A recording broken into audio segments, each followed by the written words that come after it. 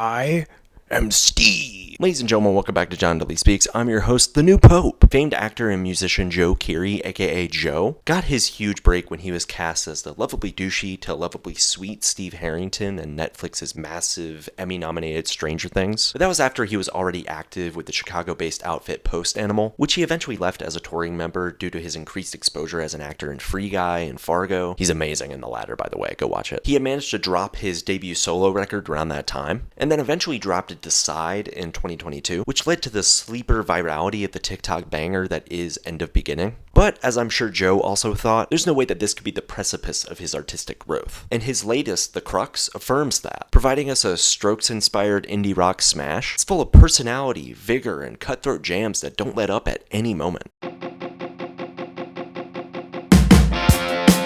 just graduated.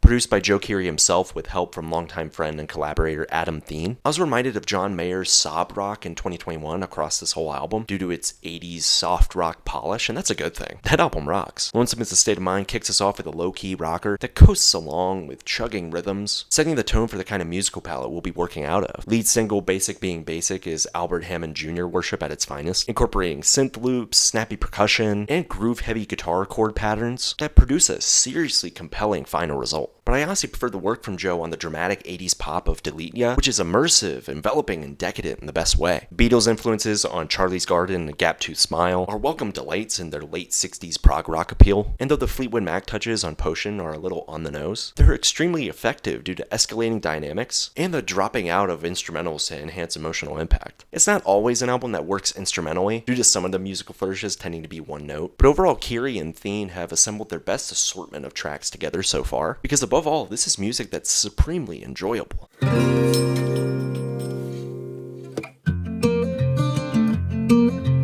I think what maybe holds back Joe the most in fully connecting with the audience is sometimes the song structures themselves, as they do mirror his closest inspirations and influences pretty closely. You have McCartney, Casablancas, and Buckingham writing embellishments all across this thing, so at times it can come across as a bit of an imitation. That's not fully a bad thing. I mean, I love the candidness of Basic Being Basic, and the commentary on modern 2020s materialism, and the obsession with public image is bold and thoughtful. Link is lively and full of character, a total beacon of light for outsiders that decide not to follow the path that's expected of them. And the counting to 29 on Gap-Toothed Smile is infectious, deviating from the usual setup of these kinds of songs to deliver a structural change that's full of personality. Delete Ya is the perfect breakup song too, finding a nuanced method of touching on such a unique conflict of just wishing that memories and the person just didn't exist, especially if the pain was going to be too much. That's really the strength of this record. Joe's constant ability to find pockets where he can extract meaning from a truly human perspective that's heartfelt and personal. There she is.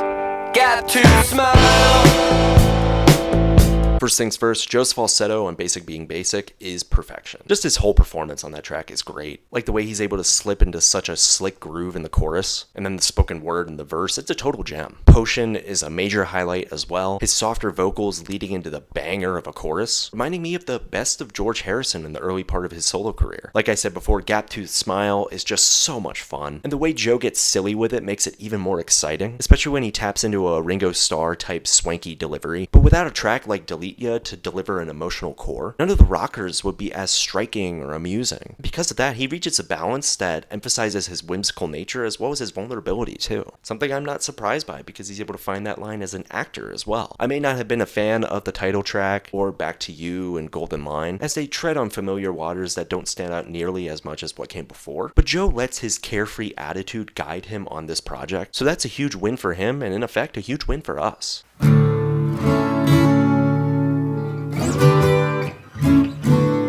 At 12 tracks in 45 minutes, I do think this album could have used a bit of a trim. Starting out strong with a 5-track run that's impeccable and among one of my favorite track runs of the year, he's incredibly gripping in his penchant for catchy jams that also contain a vast beating heart at their core. But the midsection and the back end can get a little spotty with high highs and middle of the road lows. Fly is great, but it does suffer a little from its 5-minute runtime, and though Charlie's Garden and Gap-Toothed Smile are super fun, they're held back by a weaker conclusion that follows them. And it's not that Golden Line, Back on You, and Crux are bad. They're perfectly fine to good songs, but their placement feels a little disruptive to the flow, so I think a little reorganization would propel this track listing to much better territory.